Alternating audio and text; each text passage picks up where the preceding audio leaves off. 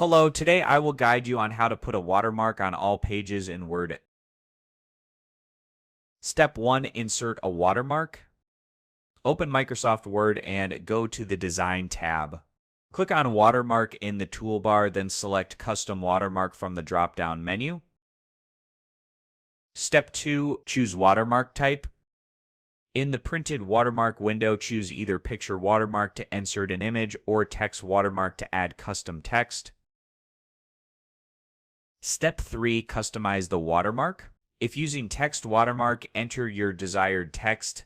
Customize the font size and color for better visibility. Choose a layout, diagonal or horizontal. Click Apply, then OK to confirm.